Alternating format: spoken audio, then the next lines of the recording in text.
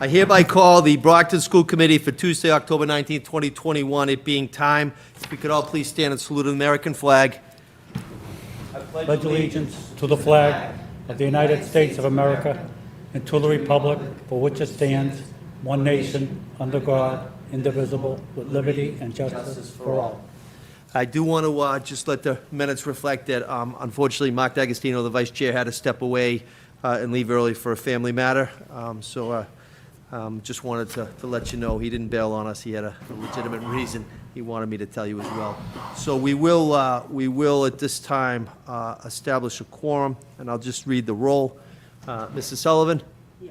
Mr. Minicello? Here. Mr. Rodriguez? Here. Ms. Azak? Here. Mr. Sullivan? Here. And the chair is here as well. We do have established a quorum. Mrs. Campbell indicated to me we do have no hearing of visitors. Agenda item 2, nobody signed in for that. But before we go into agenda 3, consent agenda, I am going to humbly ask that we take out of order agenda item 4, report of the school superintendent. B, learning and teaching. Again, Dr. Rick Herman, MD, is here as he's been many times since COVID started. So Dr. Herman is here, and we would like to take him out of order at this time. I entertain a motion. Motion to move Dr. Herman out of order. Thank you. Second. Motion was made by Mrs. Sullivan, properly seconded by Mr. Sullivan. All in favor, please raise your hand. All opposed, it carries. Dr. Herman, the floor is yours. Thank you for being here, Rick.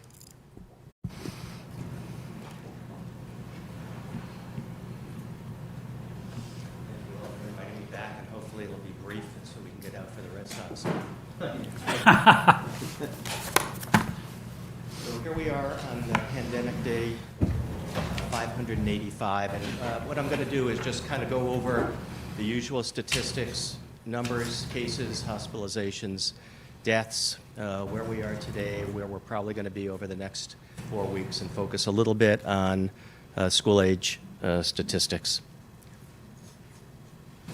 So this is the history of where we have been since March of 2020, and as you can see, over the last several weeks, the cases have been kind of flat, and over the last week or 3 have been falling. So really encouraging that we had kind of been up in the 30 cases per day, but now we're really below 20 cases per day, and the trend seems to be a little bit less and less week after week.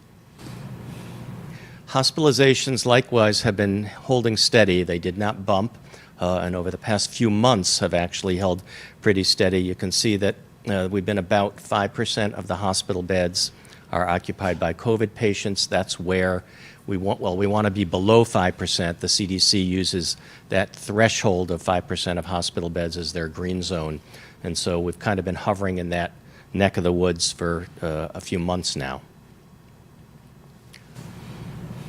As far as mortality, we did have 6 deaths in the months of September, only 1 death so far in the month of October, and I think the fall off in the mortality really kind of paralleled, as I've said before, the onset of vaccination in the city. Our testing percent positivity is another metric that we look at, and this has also continued to fall over the last several months. For a city the size of Brockton, so the Department of Public Health likes to see any city with a population of 50,000 or more, they use 4% as their threshold. For the smaller towns, it's 5%, but for us, it's 4%. Last week, we were kind of in the 2.6% range. When the number comes out this Thursday, I'm predicting it'll be kind of in the 2.2% range, which again is a good downward trend. This is what the CDC looks at. The CDC uses a different metric of looking at an average case count over a prior 7 days per 100,000. So anything over 100 cases per 100,000 in a 7-day period, they consider high community transmission.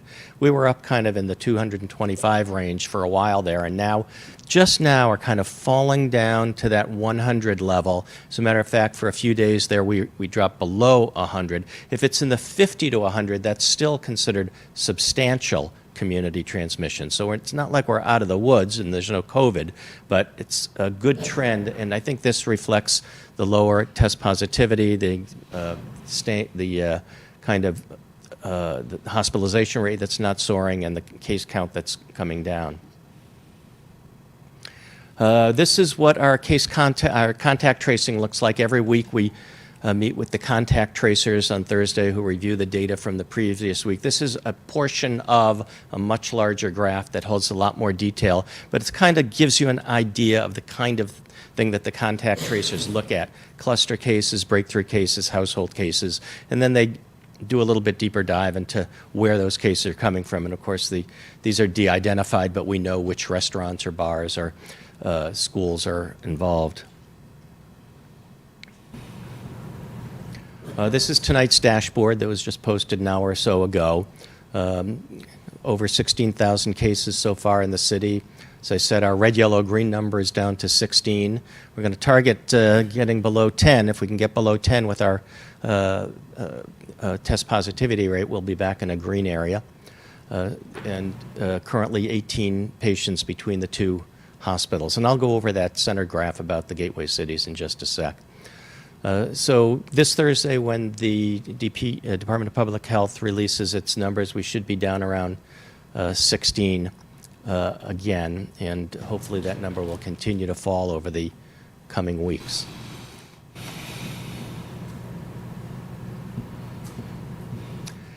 This is what the CDC, this is their most recent model. I was hoping to update this. They release it on Tuesdays, but it hadn't been released as of about an hour ago. So you get last week's prediction model. It's a 4-week forecast, and this is for Plymouth County. And Brockton usually does a little bit worse than Plymouth County, but what they're showing is that over the next 4 weeks, basically over the rest of the month of October, that the cases generally should have a downward trend by the end of the month. If you're curious how our neighbors are doing, this is a look at what their red, yellow, green number is and their status. So you can see that Brockton at 18.7 is just kind of about the average. If you take the average of all of them, it's 19.3.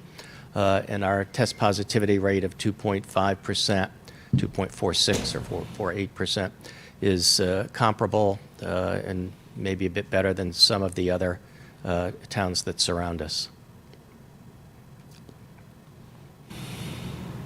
I like to compare us to similar municipalities, and so these are the gateway cities in southeastern Massachusetts, just to kind of get an idea of how we stack up against the other gateway cities. In terms of test positivity, I think we're doing fairly well. And in terms of our percentage vaccination, I think we stand up also pretty well compared to the other cities, the other gateway cities in our region.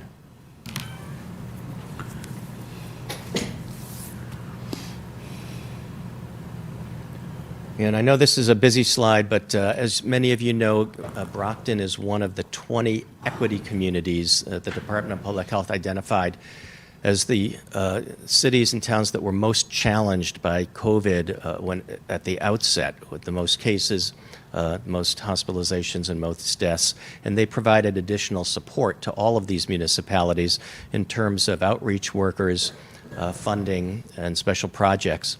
And they release this data publicly every week. And this is just the last 2-week case count, so you can see what the entire state looks like in terms of their case count, which is 19.0. And Brockton is actually less than the state average, which is good, and pretty comparable to the other vaccine equity communities. And let's talk a little bit about kids. So I like to compare where we were and where we are. On the left is the first complete month of COVID in Brockton, April 2020. And you can see that it just was not a disease of kids at that point. And then this is month to date in October, up until today. You can see that nearly 30% of the cases are now in residents under the age of 19. In fact, in the month of October, we haven't had anyone had a case greater than 80 years old so far. And this is just kind of trending it over the course of the pandemic. This is the average age by month when it started out, and it was such a troublesome disease for especially the nursing homes and the older population, when the average age of COVID was around 50, and then this spring kind of dropped down to 40, and then it's hovering in the 30s, low 30s over the past several months, mainly due to the vaccination of the older population. So last time I was here was August 24th. That's 8 weeks ago. These were the numbers, just to kind of give you a baseline of where we're starting from. Confirmed cases, 1,958. Now these are our totals as of now. So 336 additional kids with COVID. The hospitalized number has remained constant at 9, and again, no pediatric deaths. Just a breakdown by age group. That bump at the 0 to 1 age group is probably due to infants born to COVID-positive moms. And this is by school age group, just to give you an idea of what schools or what age groups are most affected or have been start of the pandemic to date. Monthly breakdown, just another way of looking at it. A confirmed case, again, is a positive PCR test. A probable case, and these are pretty, I'm simplifying the definitions, but for the most part, a confirmed case is a positive PCR test, and a probable case is a positive antigen test. This data, thank you, Linda Cahill, for supplying this, should be accurate up till yesterday, is the case count of students and staff in the various breakdowns of the schools in the city. And just looking at a list, she supplied me with a list of the individual schools. Every single school in the city of Brockton has had at least one case. Just a little talk about vaccines, just to kind of bring us up to date. This is vaccine by age group. There you can see that the greater than 50 population getting at least one dose is really, I think, quite remarkable and really doing a great job. And the younger age groups still are hesitant to get vaccinated. How do we compare with the rest of Plymouth County and with the nation, for that matter? Just to kind of put it all in perspective.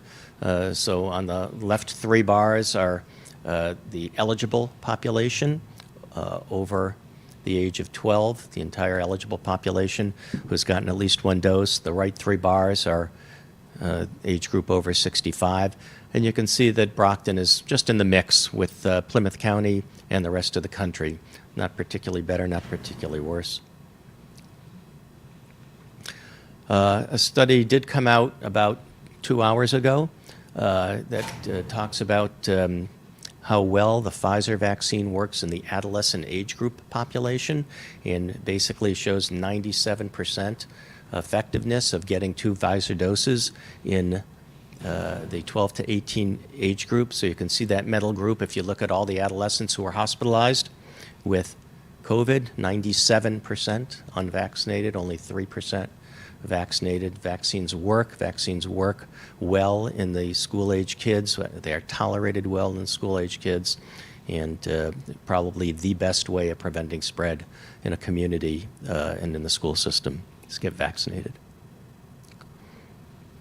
I've shown this graph before, and I think it's not a great graph anymore. It was at one point, shows kind of the big blue box of 63%, shows a fully vaccinated individual, meaning they've gotten, their 2 shots of Pfizer or Moderna or their 1 J&J. And then the light blue is a partial vaccination, meaning they've gotten 1 dose. And then the red is unvaccinated. But the landscape has really changed, and it's very difficult to break it down into those 3 groups now, because in that group of fully vaccinated, if you were fully vaccinated 2 weeks ago, you've got a great deal of immunity. If you were fully vaccinated 9 months ago, you've got a lot less immunity. Likewise, in that red group, if you're unvaccinated, well, if you've had COVID and you're unvaccinated, you have some immunity. And so it really has to be graphed in a there's many, many more shades of gray depending on what vaccine you got, when you got it, did you have COVID, how severe was your COVID, which will determine your level of immunity. And so if you kind of use a different tact, and by the way, the Department of Public Health would not use this tact that I'm going to show you right now, only because the public health messaging is get your 2 doses of vaccine, and tomorrow when the boosters are available, get your booster.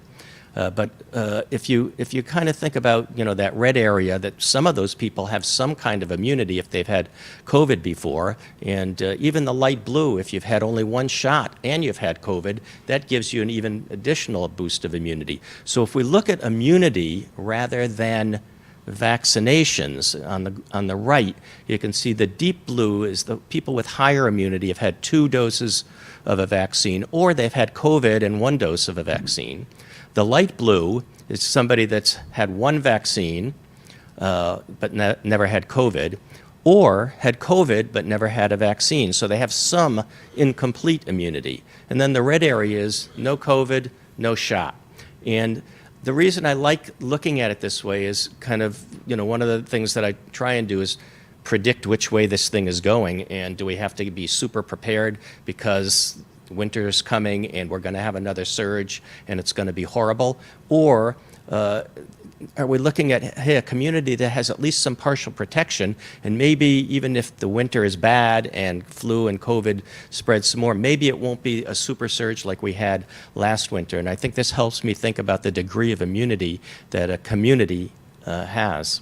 And I think, the 6.5%, I don't know if we can do better than that, quite honestly, because of the sort of the passion of the people that are resisting getting vaccinated.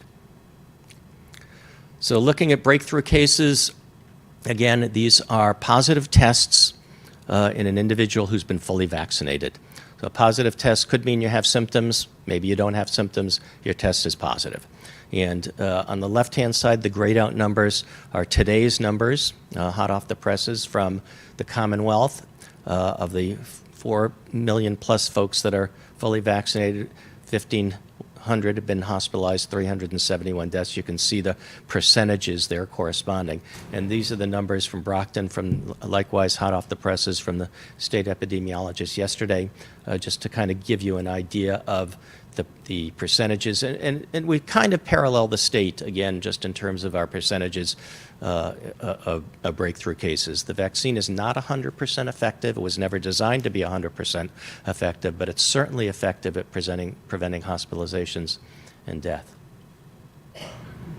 And so what's October looking like? Well, the model says it's looking pretty good. I feel like from a case count, from a hospitalization, from a percent positivity rate, October is looking like a good place to start when your model is telling you that things are going to get even better. So we're starting at a fairly good place with an expectation that hopefully over the next few weeks things will continue to get better. Can't vouch for what November and December and the winter is going to look like, but at least in the near future is looking pretty good. The state is planning on setting up a regional clinic at the Shaw Center. This will be a 5-day-a-week initially, maybe 7 days a week if the demand is there, for all comers from Brockton and surrounding areas to get their booster shots. Testing sites are still up and running at Massasoit, at the Shaw Center, run by Neighborhood Health Center, and at the Neighborhood Health Center itself. And there's going to be lots of news starting maybe as early as tomorrow night and in the coming weeks about booster shots for J&J, for Moderna. Especially there's going to be a lot of talk about mix and match. So if you've got a Johnson & Johnson shot, which shot do you really want to get as your booster? Do you want J&J or do you want one of the molecular vaccines? And that's going to be coming quick, very soon. The vaccine for kids meeting. I believe it's October 26th, the FDA will meet. And so as early as November 1st, there may be emergency use authorization for the 5 to 11-year-olds. I know that I've been getting a lot of communication from the Massachusetts Medical Society that's targeted towards pediatric practices because they are starting to ship the vaccine now in anticipation of this approval. They're getting the machines up and running so that by November 1st, if that is the date that it's approved, they can start giving vaccinations. And I do think that we'll be seeing more and more mandates both in school systems and municipalities and employers and everywhere else that can legally mandate to mandate vaccinations. And that is what I got. Any questions?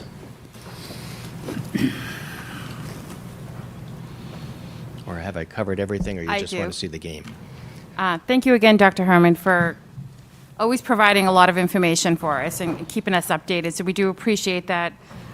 Just a quick question. So I know some people are getting the booster.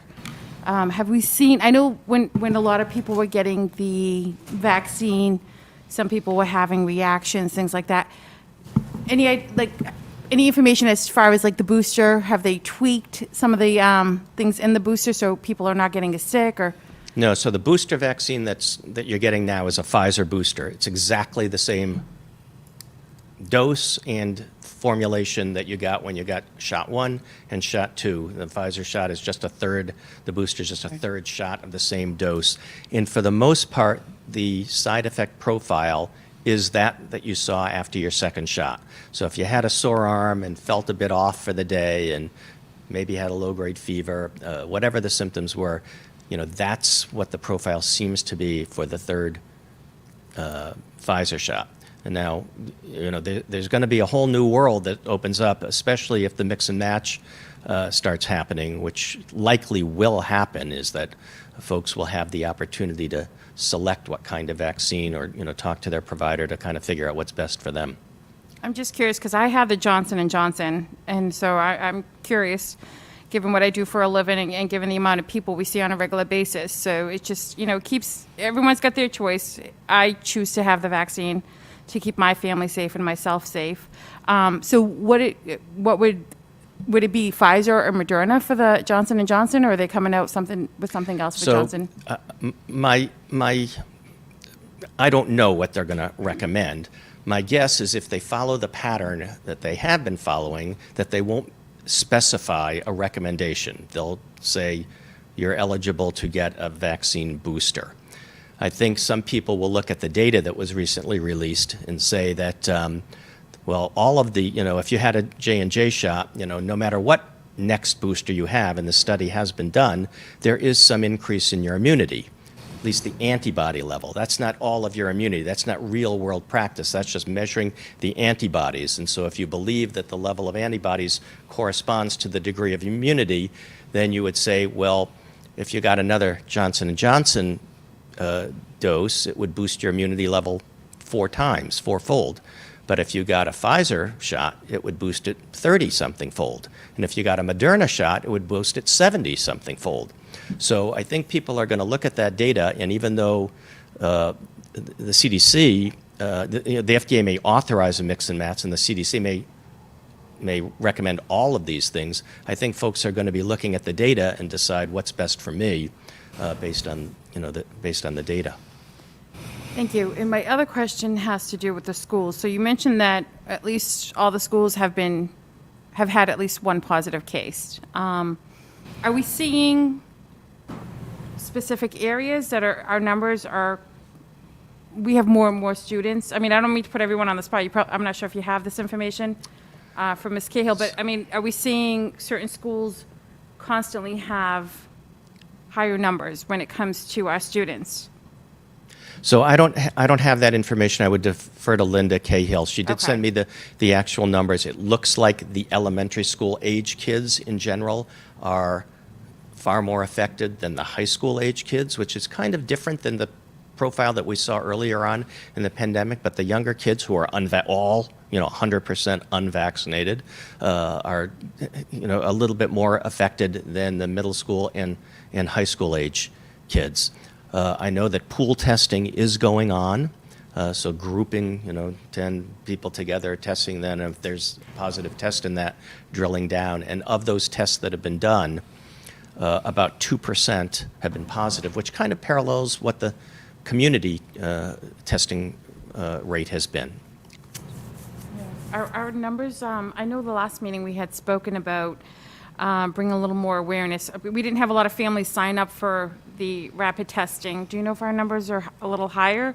I can have Linda check. I think it's around close to 2,000. So that's good. So they've gone up a little, so that's good. I think the more they do that, it'll benefit us, especially throughout the winter months. But again, thank you so much for all the information you always provide us. It's always great to have all that knowledge so we can better serve our constituents with that information. But thank you, Dr. Herman. Thank you, Ms. Azak. Any additional questions for Dr. Herman from any members of the committee? I just have a comment. Oh, I'm sorry. Ms. Sullivan, please. I just wanted to thank the mayor and his team for the very aggressive approach with the vaccine. And I think we have one of the highest vaccination rates in the city, which is really amazing. I mean, you could go to the pop-up clinics, so when you're going shopping, you can get your vaccine, and it's all because of the great work that the mayor has done. It's a team effort, but thank you. Thank you. All right. It's really collaboration. Just but wanted to thank you Mrs. Sullivan. for that. Thank you. Thank you. But I also just want to acknowledge, I mean, Dr. Herman, when I called him at the onset, he could have said no. I mean, he's a professional, but we were really fortunate to get Rick, as you see. Every time he comes here, every time he comes before the city council, giving updates on a regular basis. The Commonwealth recognized what an expert he is. They replicated his dashboard. So again, Dr. Herman, on behalf of everybody in Brockton, thank you for what you do. Thank you. Thank you. you all. Thank you. Have a good evening. One more question. Oh, I'm sorry. Tom, Mr. Minicello, please. I'm sorry. Didn't see you. What are the state of our hospitals right now? So, as I said, right now, today, there's 18 people, I think two or three in the ICU, which is nowhere near the 200 patients that was in the hospitals at the peak of the pandemic. Now, that doesn't mean it's not a struggle for both hospitals because, staffing is difficult right now. People are really stressed out and burned out. This has been an ongoing battle, and working on the front line, especially in the emergency department, the ICU, and really any area of the hospital, it's a struggle and a battle. I mean, it used to be to walk in and see, somebody with a sore throat. It's open your mouth, say, stick out a stick in there and grab a swab. Now it's, put on your N95, put on your face shield, put on your gown, put on your gloves, make sure they're in a reverse flow room. I mean, it's a struggle just to practice medicine. So I think that, we have to acknowledge that, there was a lot of, kudos to these frontline workers at the beginning of the pandemic. They're doing exactly the same thing now, but I think that, we've had a lot of COVID fatigue, and so, we've got to remember how hard everybody in the hospital level is still working. Do you have any projections in terms of when you think things may flatten or get back to some normalcy or something, with regard to not having to wear masks? And I can tell you with certainty that I don't have a clue. And if you remember that sort of spaghetti model of the prediction, I mean, these are people, far more brilliant than I am who use mathematical modeling. And if you have 30 different models, it looks literally like a spaghetti model of a hurricane. One's going off to Texas, one's going off to Bermuda. I mean, it's just very difficult to predict. So within the short term, that's why I give the 4-week prediction is far more accurate than predicting. Now, I think, just from, listening to what folks say, it seems like there's a high likelihood that this is seasonal, so that like any other respiratory virus, things might get worse in the winter, just like the flu does. And so it would be totally reasonable to expect that there would be a bump in cases, especially in our region, in the northern part of the country, where it gets cold and people are inside, and immunity is waning from the initial set of shots that people got in the spring, and people may be letting their guard down and not be wearing masks indoors. So, there's an opportunity for things to bump up again in the winter. And, we got a free pass last year with flu season. There was no flu, basically no flu. And this year, that's probably not going to be the case. I think that, it's likely that we'll see some flu season, and I think that's a big black box on when it's going to be. But again, the possibility exists that we'll have COVID and flu. So if you ask me when might things calm down, I'm hoping after flu season, after the winter, so by next spring. Speaking of flu season, would you recommend that people go, in addition to getting their boosters, get their typical flu shot? Or So yes, and yes. Get a flu shot. So, we just had this conversation today. The mayor and I were talking to the state, and in terms of setting up the booster clinic, and the mayor asked, if it's possible to deliver the flu vaccine at the same time, which I think would be a phenomenal public health mission. But not sure that's going to be accomplished. But yes, everyone should get a flu vaccine. Everyone over the age of 6 months of age who is not allergic to any of the components should get a flu vaccine.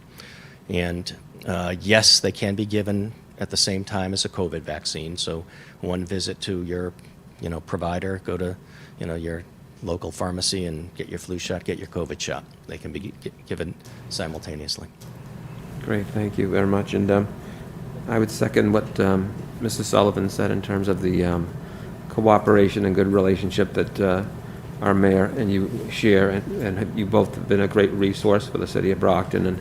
And we certainly are benefiting from having your expertise and having the mayor having a good relationship with you, and doing everything to provide access to people in terms of getting vaccinated. So I think this is definitely a proactive relationship rather than a reactive relationship, which is always a nice thing to have a community experience. So, well, thank you I'd both. just like to say thank you for acknowledging that. I mean, considering what we see in other areas of the country of what can go on at a school committee, I'm appreciative of the fact that we have members of the school committee who listen to the science, review the data, make cogent decisions, and have invited me back time and time again. I really applaud that, and thank you for that.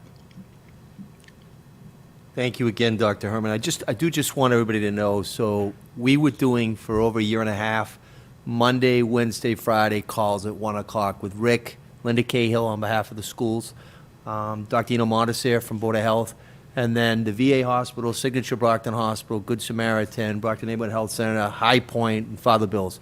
We did it for a year and a half, 3 times a week. Rick would always give the data, and now we've peeled it back. We do it every Monday at 1 o'clock. So it really is a team effort. And again, the census numbers at the hospital right now are reflecting that. But again, I just want to thank you, Dr. Herman, for what you do. Thanks. Have a good night. We will go back to the consent agenda at this time, which is agenda item 3. There is subsections A, B, C, D, E, and F. Are there any motions to take them out, or will we take them collectively? Motion to accept items A, B, C, D, and E, and F. Second. Motion on the floor made by Mr. Sullivan, properly seconded by Mrs. Sullivan. I will read them into the record before we take a vote. A, the approval of October 5, 2021 regular school committee meeting minutes. B, approval of October 5, 2021 Finance Subcommittee meeting minutes. C, approval of September 28, 2021 Finance Subcommittee meeting minutes. D, acceptance of notification of personnel appointments, certified personnel. E is the acceptance of notification of personnel appointments, non-certified personnel. And then finally, F is the acceptance of notification of personnel actions, leaves of absence, resignation, retirements. We do have a motion that was properly seconded. All in favor, please raise your hand. All opposed, kindly raise your hand. It passes unanimously, A, B, C, D, E, and F collectively. We'll now go back to Agenda 4, which is the report of Superintendent of Schools, Mike Thomas. Mike, the floor is yours. Thank you, Mayor. First, I want to recognize a very generous donation in the name of Mark A. Sims, a scholarship, sportsmanship award, which we've done back at the old basketball camp. And we have the Sims family here. So on behalf of the Sims family, Rosalie, Rose, Mitch Sims, Wendy Sims for their donation of $25,000 in memory of Mark Sims to establish a scholarship fund through the Brockton Education Association for the Brockton Community Schools. They are requesting that the allocation of $1,000 be given annually for the sole purpose of providing scholarships to the summer and winter basketball programs through the Brockton Community Schools. In addition, the director of the community school shall choose the financial eligibility for the students to get the scholarship. And they would also like to continue with the Mark A. Sims Sportsmanship Award that has been given for the past 20 years at the Raise Up Basketball Camp. We want to thank Aldo Petronio and Mr. Minicello for helping make this scholarship a reality. I want to welcome the Sims family is here. I also want to bring down George Lewis to say a few words, and then I'm sure Mr. Minicello, and I'd like the Sims family to come down and say a few words. So if you can join George at the podium. George Lewis and myself started the Raise Up Basketball Camp, how many years ago now? 20? You gotta take my whole story from me. All right, sorry. I'll shut up.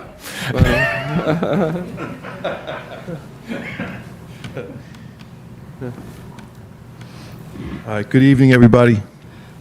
Good evening. My name is George Lewis. I am the Re-Engagement and Dropout Prevention Counselor for the Brockton Public School District. I'm also the Camp Director for the Raise Up Basketball Camp, which is held in the summer, and I'm the supervisor of the Brockton Community Schools basketball program, which is held throughout the school year. Back in the early 1990s, Mike Thomas and I were young phys ed teachers and middle school basketball coaches here in Brockton, and in the summers we used to work basketball camps, other people's camps. And we decided there was a need for a basketball camp here in Brockton because there was not one. So in 1997, we started the Raise Up Basketball Camp. A few years later, we met my friend Mitch Sims over here, who was the owner of the Regional Insurance in Brockton. And Mark explained to us that he had a late brother, Mark, who, like many young kids in Brockton, loved basketball and played all around the city. Mark passed away, and Mitch decided to create a scholarship in his name on behalf of his late brother, and to help send kids that couldn't afford to go to basketball camp to camp. Fast forward almost 25 years later, Raise Up is still going strong. We are the longest running, and in my opinion, best basketball camp in the area. And Mitch Sims has been giving us anywhere between $1,000 to $1,500 throughout the over 20 years. So for that, he's a very generous man. And then every summer at camp, we give our most prestigious award to a camper who best personifies character and sportsmanship. And Mitch comes up with his family, and we present the award to the young camper and his parents. But as you know, there is more. And Mitch called me last spring and told me he was retiring from the insurance business, and I congratulated him, and he said he wanted to keep the scholarship going, and it was something that he didn't want to have to reach out to us every year. He said he had met with Tom Minicello, and they come up with a number of $25,000, which I find completely amazing. And we're going to continue to do the good works that Mitch and his family want us to keep, and keep getting Brockton kids going to basketball camp when they can't afford the camp. So, as Mr. Thomas said, I just want to recognize Mitch Sims, his wife Wendy, and their daughter Melissa, and their unbelievable generosity to the children of Brockton.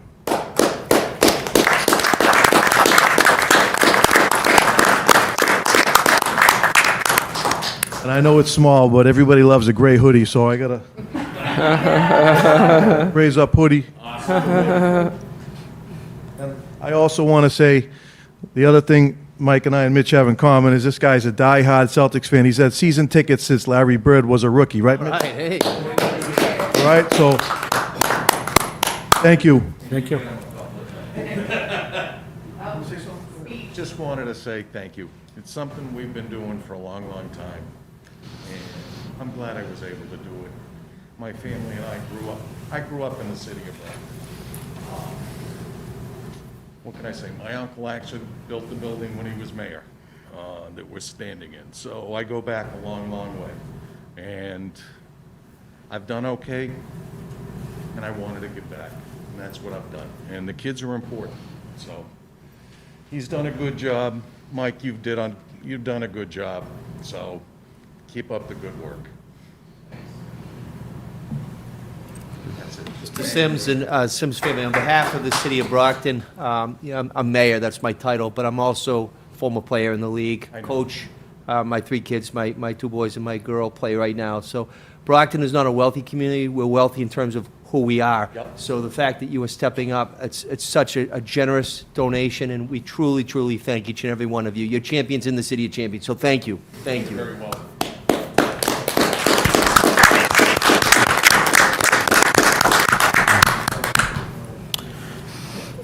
If I may add a couple of things. Well, thank you, Mitch. Thank you. Wendy, thank you. Thank you, guys. Family and community mean a heck of a lot to the Sims family. Like Mitchell said, his family has been part of Brockton for years. I met Mitchell years ago with his father and his brother, when together as a family they ran Regional Insurance. It was a great company, and Mitchell, unfortunately, lost his brother, naturally lost his father along the way, and but he was the backbone, and he's always done good things. And so this family has donated over the years, I would say in excess of $60,000 to the Brockton Public Schools. Like Mitchell said, he's a very humble gentleman. His uncle, I worked for his uncle years ago, Alvin Jack Sims, mayor of Brockton, and Jack Sims was the mayor when this high school was built. And I've heard all sorts of funny stories about the building of this high school. But again, it's a rich history and family ties to the city of Brockton. And something people some people that know Mitch very well is that he's also a very expert bass fisherman. He loves, in addition to the Celtics and basketball, he loves to fish for bass, and so if anyone wants to go on a bass fishing trip, maybe we can raffle off, a student or students to go with Mitch, because they'd have a great time with Mitch, and they would definitely catch some really good fish. So that's a lot. I'm putting a lot of responsibility on Mitch now, because of there you go, exactly. So I would just like to thank Mitchell and Wendy, and certainly his 2 daughters. One can't be here today, but and his family. Again, great people, great family, great community. Thank you. Thanks, guys. Thank you. Thank you all. Thank you.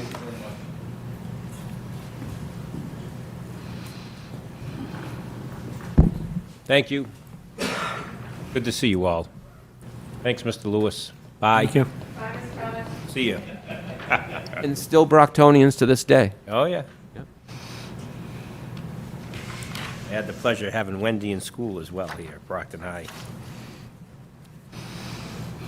All right, let me get back to,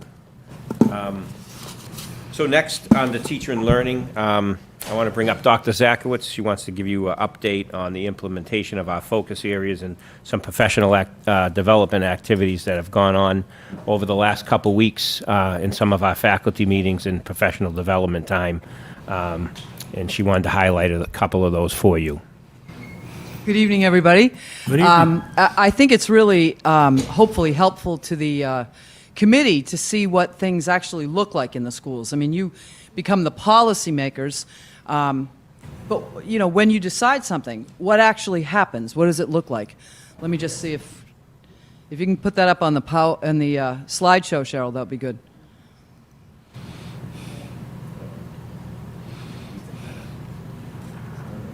At the top, slideshow.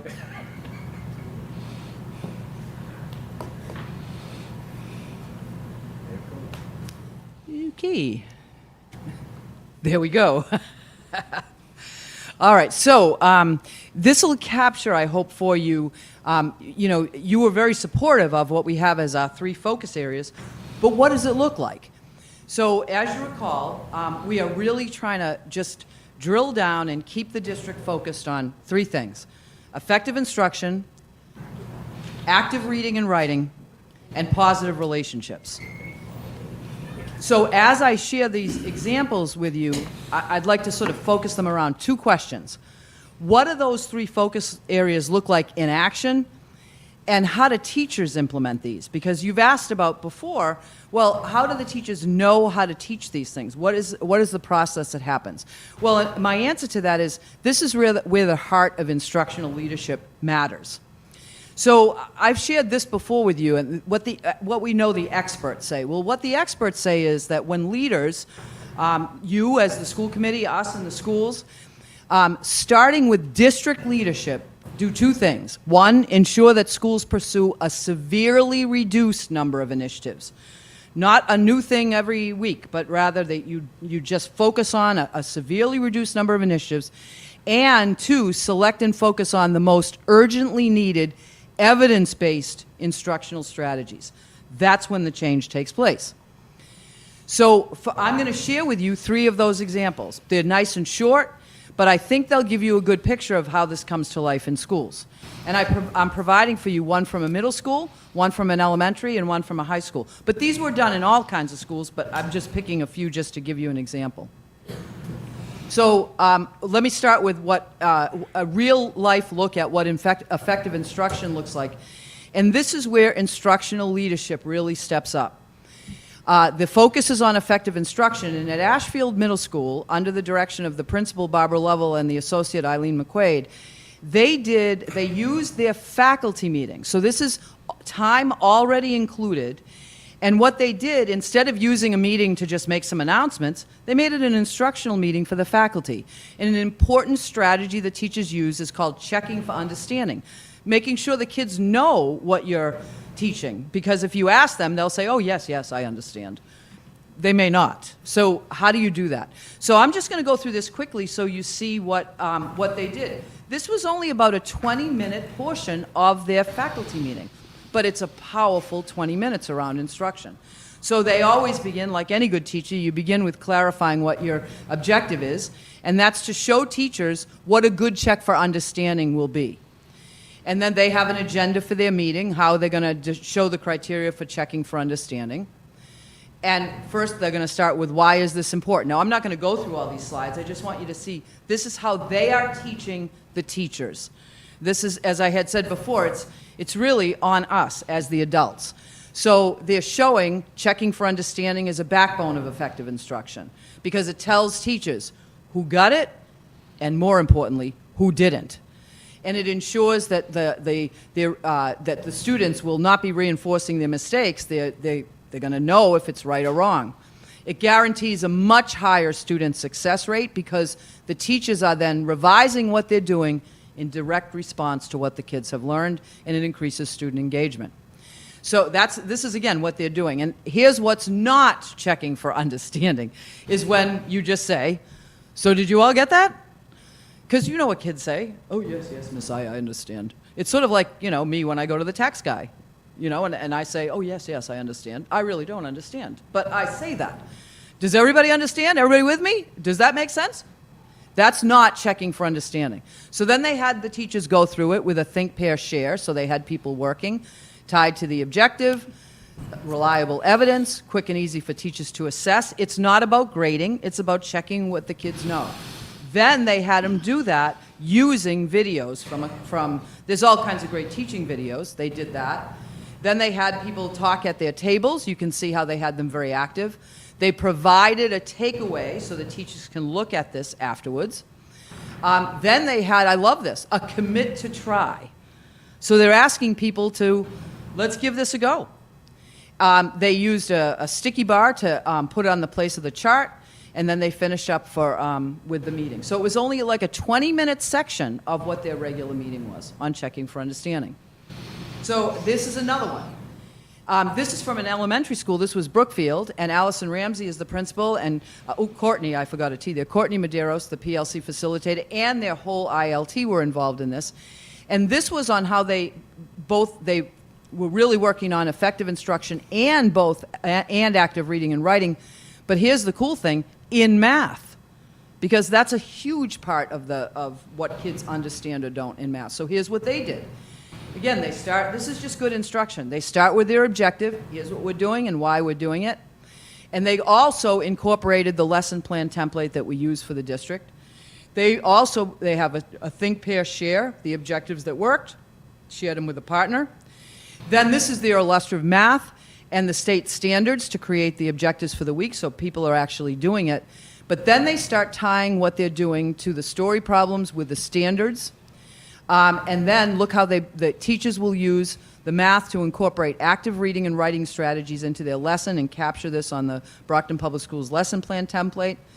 Here's what they mean by the active reading and writing. So they're actually having teachers learn by doing, so it's not just somebody talking at them. And then they finished with a ticket to leave, which is to share one new idea they learned from their colleagues and will incorporate into the lesson. So again, a small piece, but powerful. What a good way to use a faculty meeting.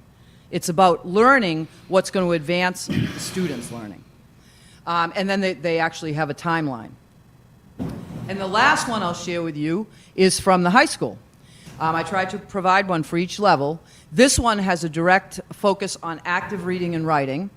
And Carrie Kopp, along with her instructional resource specialists, the coaches and the department heads, put this together, and they just did this one at their meeting. And this is how they use active reading strategies for comprehension and writing to respond. So you can see, again, good instruction. They start with an objective. Here's what the objectives are for this faculty meeting.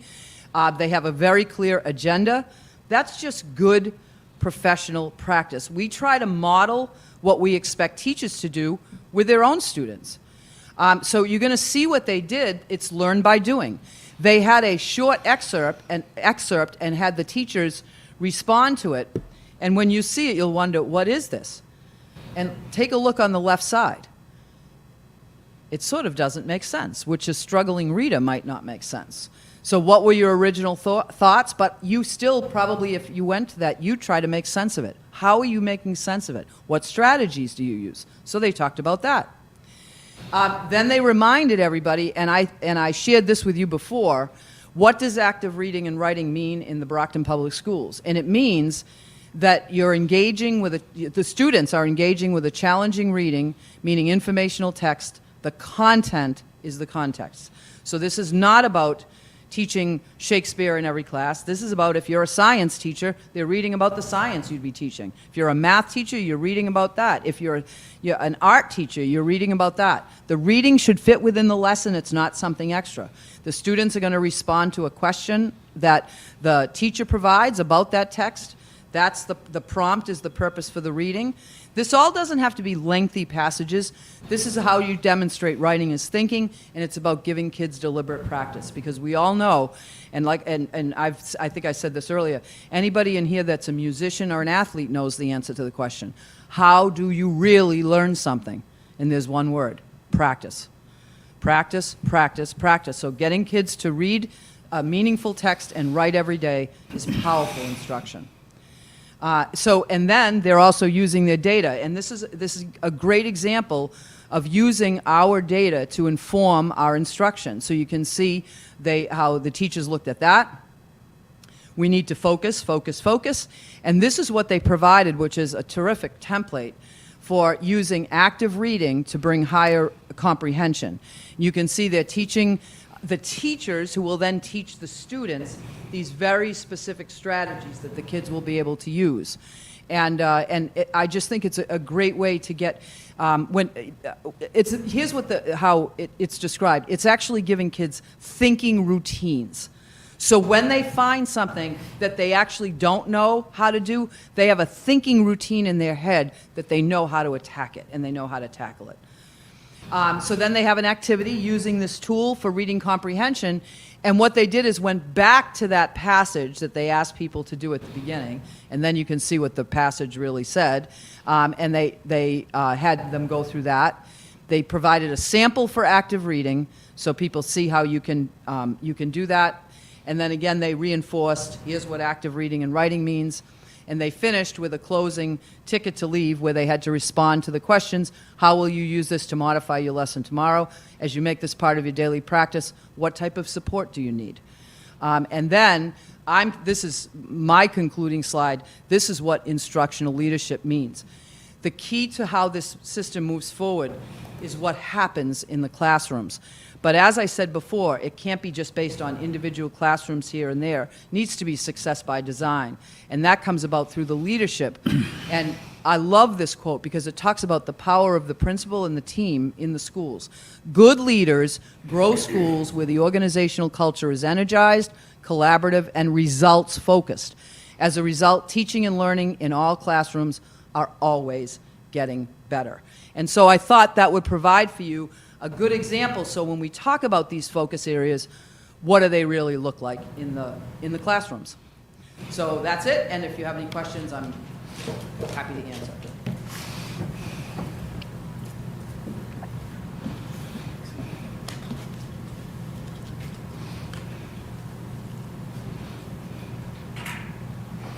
I don't have any questions. I just appreciate you bringing different examples of what's happening in different schools. I think that's really great to be able to see how these area models are being used, so I appreciate that. I did have a wonder. So you said this is happening during faculty meetings. So is common planning time happening during the schools? Yes. Or is that something In we're fact, working one of these, I should have actually mentioned this. One of these was actually in the PLC, the Professional Learning Community. So it's both in regular faculty meetings where the staff is working together, or in the PLC time or common planning time that teachers have. Both can be used. And sometimes, if there happens to be an in-service day, a much more in-depth learning experience can take place too. Okay. All of the above. We try never to waste any meeting time. Thank you, Dr. Zach. I just want to echo what Ms. Mendez had just said. I love seeing, well, a shout out to Ward 6, Brookfield and Ashfield. I love the CFU and I love the focus. I love how we're finding ways to help our students really understand what they're teaching them. Rather than just handing them the curriculum, they're finding ways to get them to understand it and make sure. So this is wonderful. Thank you again. I'll keep trying to, try to find, I know you want to keep it short, but it just gives you, I think, a good picture of what's happening in the schools. Thank you. Thank you, Dr. Zach. All right, so next I wanted to just follow up on last week's meeting. First, I want to thank all the parents who came and spoke, and the teachers as well, and also the students. Your feedback is obviously very helpful and important for us to hear. We obviously know we've had issues, and we continue to work with our students. But there's a couple things, I just wanted to be clear on. Times have changed, and the way we have to discipline students have changed. And we know that. I mean, it's not the old way it used to be. But there are some things that are still right and wrong. And we have to call those out when they are. So praising somebody for doing a TikTok post that there's going to be a fight, and praising that they were being an entrepreneur and selling tickets, that's wrong. And I need everyone to, and parents, faculty, staff, that has, there's right and there's wrong, and that's not helpful to praise something like that, because it puts everybody in danger. A lot of resources went over to Burger King.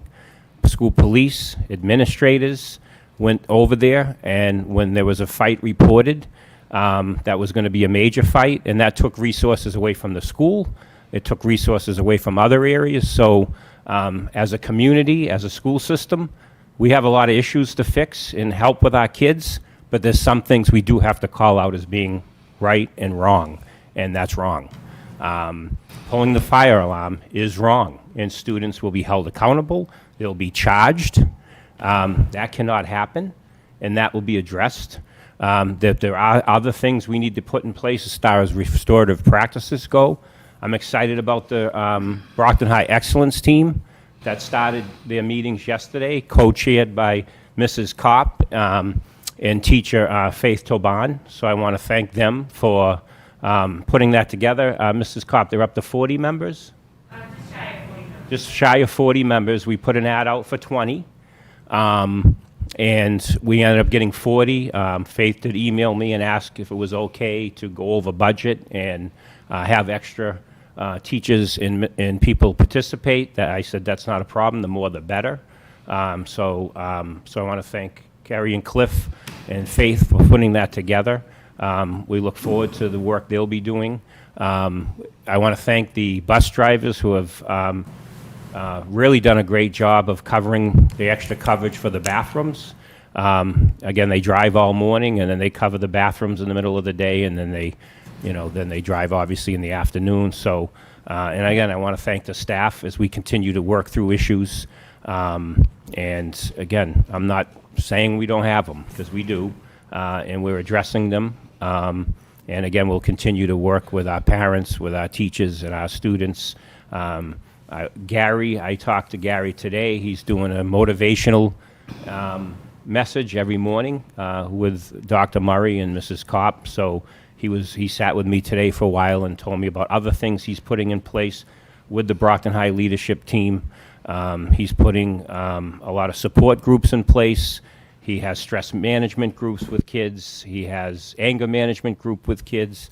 So a lot of things he's doing to bring the adjustment counselors and the behavioral interventionists together to really help our kids who are dealing with trauma and social emotional issues. So again, I want to thank the people that came forward last week and the week before, because we obviously need to hear, everybody's feedback. And again, I want to thank the staff at Brockton High, because it's been a rocky start, and but as we go further along and students get used to being back in school again, again, we want things to obviously continue to get better and better, and we want to make sure we change and have a very positive school climate and culture. So I just wanted to give you an update on those few things. Thank you, Mr. Superintendent. Any questions for the superintendent? Thank you, Superintendent. We all appreciate everything that your staff and BPS staff have been working through the past few weeks, especially with everything that's been going on. Just a quick question. So when the fire alarm is pulled, I'm assuming, they're bringing our fire department here. Oh, yeah. So, I mean, they're taking them away. I mean, that's why our students really need to understand they're taking fire department away from other issues that they could be covering within the city. And it's costing the city money to have them come here. That's why they do. We had a house fire today on Wellington Street, the street I grew up in, and yeah, so absolutely. There's other urgent matters that our police and our fire can be attending to rather than a false alarm. So, and just so people know, so our fire alarm's pulled, so do they evacuate, or do we know They ahead have of to time? evacuate. No. So not only are they stopping what's going on, they're evacuating and having to leave the building. So it's a disruption of the day. And it's 4,000. It's a criminal. You get charged for it. It's a criminal offense. There is 4,500 people, a little bit over that have to evacuate. There are students with disabilities that have to evacuate, students in wheelchairs. There's a lot that goes in to evacuating a school. That's why students that do that will be charged, and obviously will go through a due process hearing, but they will be held fully accountable for that action. See, that goes back to what we discussed earlier in the previous meeting. That just they need to understand that this is serious. So, and again, this just probably leads us to we have funds to make sure that we have proper cameras and things like that. We're getting to that point where it's just going to be easier to identify. The ones who have pulled fire alarms have been identified by cameras. Again, something could just change their whole Yep. route of their education as far as they're getting in trouble for doing something that serious. But no, thank you again. We know the last few weeks have been pretty difficult, dealing with a lot of And issues. it's a lot of work still left to do. A lot. It's not going to end. And I'm not saying that everything now is perfect and there's a lot of work to do. There's still behavior issues. There's still a few fights here and there, and we continue to address it. And again, each day gets better. But there's a lot of work to continue to do, and I'm looking forward to the work of the excellence team and the work that Gary in the BHS leadership is doing with the adjustment counselors and our interventionists. So No, thank you. There's And I a lot know- of work to do. Yeah, and I know every time I've brought something forward, you've always addressed it immediately, so, and that says a lot, so I definitely appreciate that. We know you guys have been dealing with a lot, trying to keep everything under control, so we do appreciate it. Thank you. Any additional questions for Superintendent? Mrs. Mendez? When we talk about safety and security, is this just like the hallway culture, or is this also happening in the classrooms? There's some behaviors in the classroom that are being addressed, yep. There's students that disruptive in the classroom. That's something we've dealt with before, we deal with still. Again, it's, when students are disrupting the classroom, then there's 24 or 25 other students that are not learning when that's going on. So, classroom behavior is something also that obviously has to be addressed as well. Okay. Yep. But most of like the unsafe behaviors Most of the happening issues in with the safety have divisions? been hallway behavior, bathrooms. The fighting has been, hallways and in the bathrooms, and during passing time, yes. Okay, thanks. Thank you, Mrs. Mendez. Any additional questions for Superintendent? Seeing none, we'll move on. Items to refer to Subcommittee. Are there any that we're aware of at this time?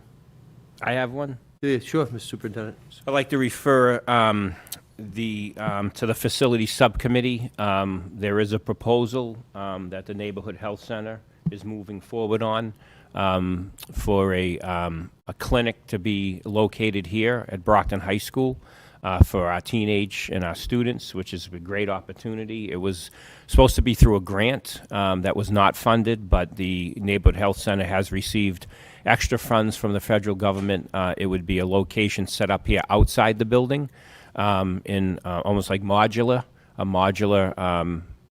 health clinic. And, they're hoping to move forward on that in pretty much through the late winter, early spring. But I'd need that to be brought to the subcommittee so Sue Joss and her team can come in and explain to you what that looks like and what a building would look like. They've done some initial plans, so it needs to move to the facility subcommittee next. I would look that maybe, I think it would be right around November 6th. Is that a Tuesday, Melinda? That's a Tuesday there's no school committee meeting that night. There's no November 6th. November 9th? Is it the 9th? You have 6th on here. No? November 2nd is Election Day.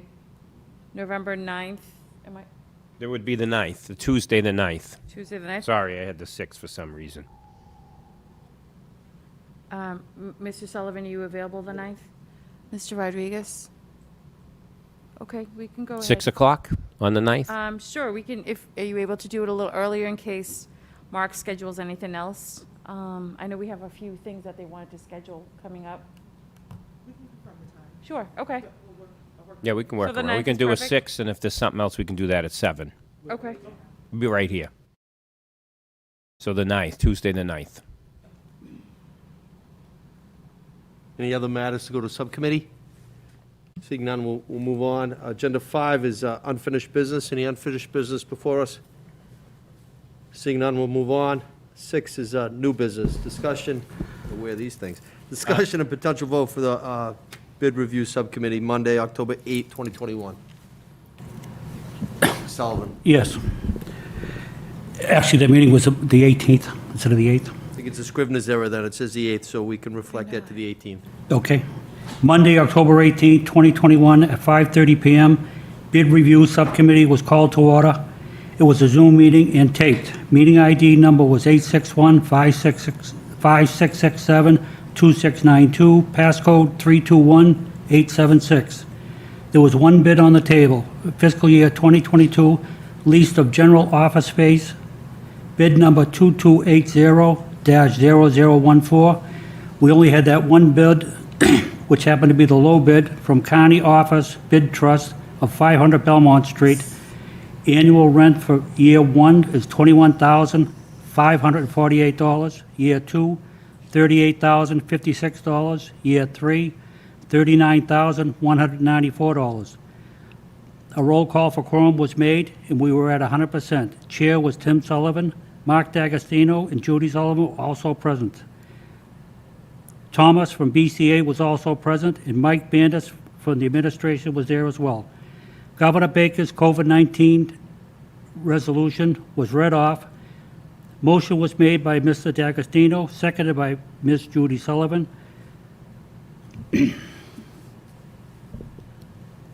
The vote was unanimous. No other business was at this meeting.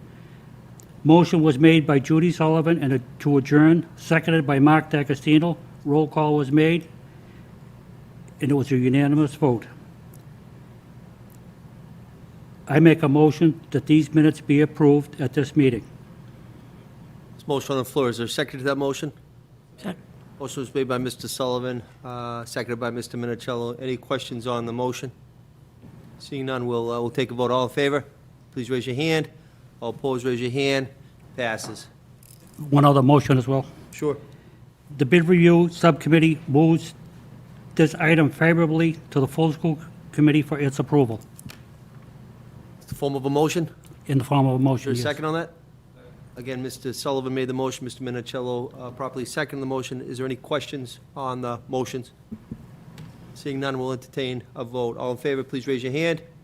All opposed, raise your hand. Hereby passes. Any other matters before us? I have just one. Sure.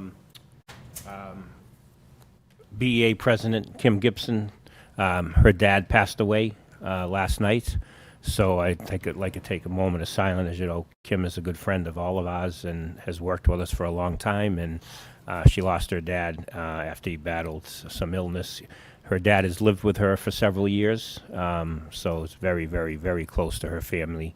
So I just want to take a moment of silence for Kim's father. Thank you. I do just want to remind everybody the next school committee meeting actually won't be until November 16th, and that's going to be held at the Unknown School Theater. So again, 11/16 at the Unknown, if you could reflect that. I also want to just give an update. Mike and myself and Aldo and Troy Claxton, CFO, appeared before the Finance Committee last night for the Brockton City Council, all members of the Finance Committee. I also want to thank Dr. Jim Cobbs for his efforts on this as well. What was before them was a friendly taking. When a municipality wants to buy a piece of property, it's a taking under Mass General Law.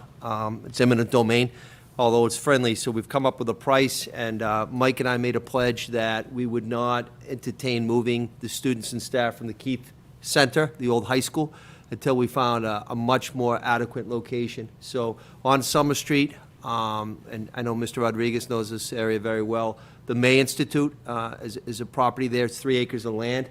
It already has a wonderful constructed gymnasium. And so after doing our due diligence for months and looking at many locations, we've chosen this location.